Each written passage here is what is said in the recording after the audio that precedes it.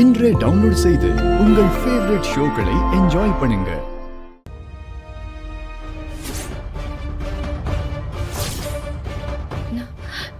என்ன போன் இருக்கு? யாரோடதா இருக்கும்?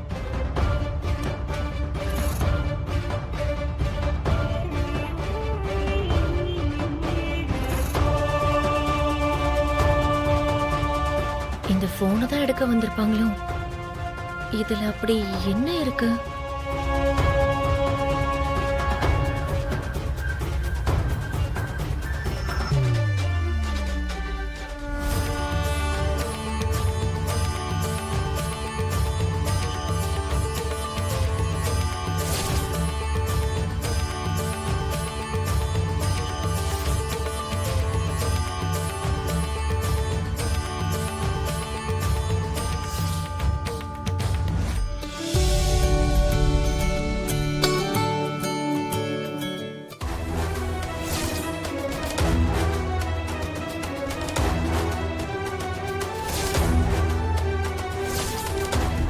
வீடியோல இருக்கிறத பார்த்தா கரிகாலனுக்கும் நந்தினி கடையில மட்டும் பிரச்சனை இல்லை போல இருக்கு. வானதி அருளுக்கு நடுவுலயும் பிரச்சனை இருக்கு. வானதி அருளுக்கு நடுவுல என்ன பிரச்சனைன்னு முழுசா தெரிஞ்சுக்கணும். அத்தை, நான் உங்ககிட்ட இன்னொரு விஷயம் கேட்கணும். என்னம்மா சொல்லு. கரிகாலன் நந்தினி மாதிரி வானதி அருளுக்கு நடுவுல பிரச்சனை இருக்கா? ஆமாமா. அவங்களுக்குள்ள என்ன பிரச்சனை?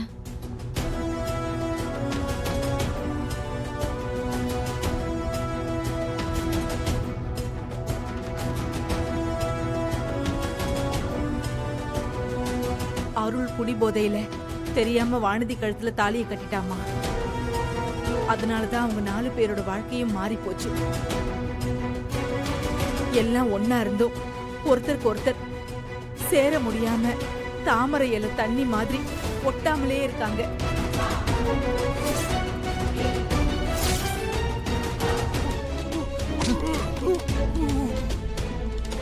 அவனை தூக்குங்கடா. சரி, அதை கழட்டுங்கடா.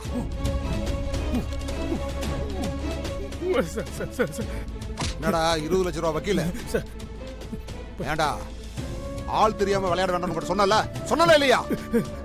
அதுக்கப்புறமும் எங்கிட்டயே ஆட்டம் காட்டுறேன்னா என்னடா அர்த்தம்? பார், இது ஏன் ஊரு. இங்கேயே உன்னை வெட்டி புதைச்சா கூட கேட்கறதுக்கு ஒரு நாதி இருக்காது. சார் அப்படிலாம் எதுவும் பண்ணிடாதீங்க. அப்ப நான் சொல்றதை செய்வியாடா?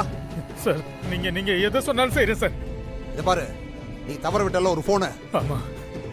அந்த போன் நம்பருக்கு போன் பண்ணி, அந்த போன் நம்பர் உனக்கு ஞாபகம் இருக்கா இல்லையா? இருக்கு சார்.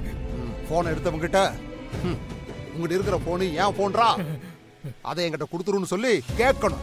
என்ன சரியா? டேய் போன போடுறான். போடு. இந்தா அவனுக்கு போன போடு. சீக்கிரம் போன போடு. போடுறா.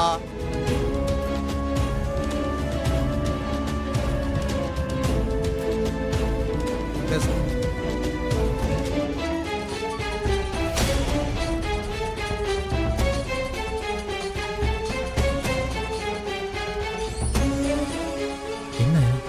ஃபோனுக்கு கால் வருது.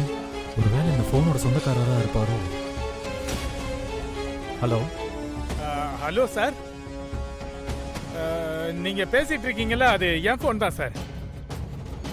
தெரியாம அன்னைக்கு கீழே போட்டு போயிட்டேன் சார்.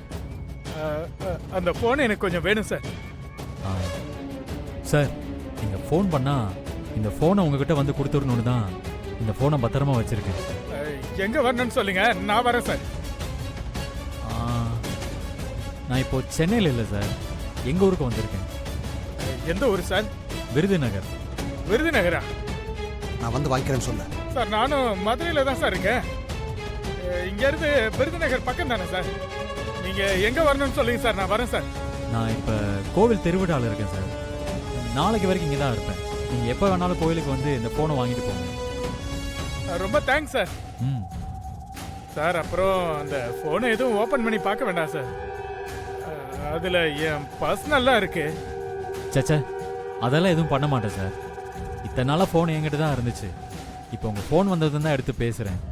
அதனால் நீங்கள் எதுவும் பயப்படாதீங்க சார். நான் சீக்கிரமாக வந்து ஃபோனை வாங்கிக்கிறேன் சார். Thank you sir.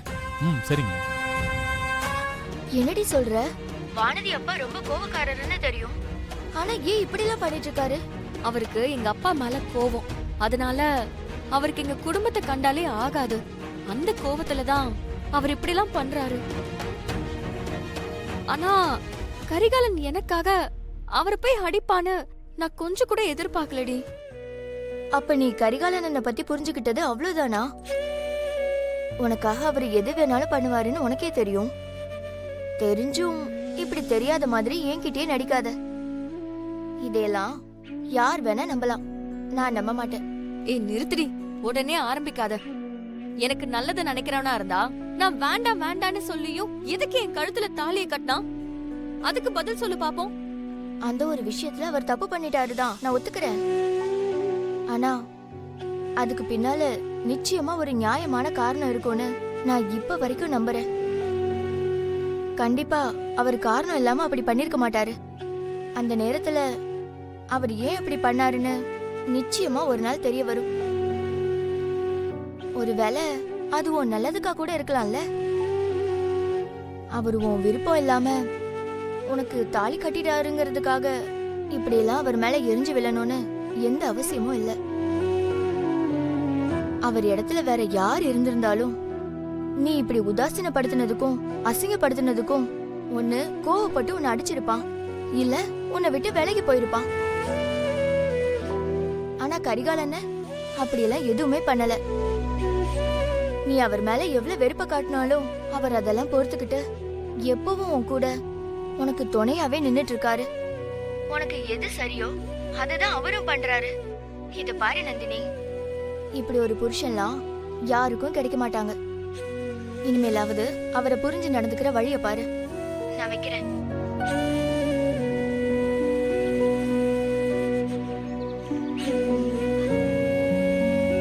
கோவில்ல அன்னதானத்துக்கு சமைக்க ஆளுங்க வருவாங்கல்ல, அவங்கள ஒருத்தரா நீங்க எப்படியாவது கோயிலுக்குள்ள போயிடுங்க.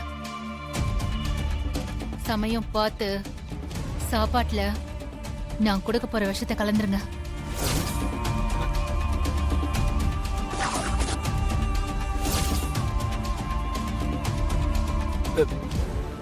பெசம்மா மாமா. ம்.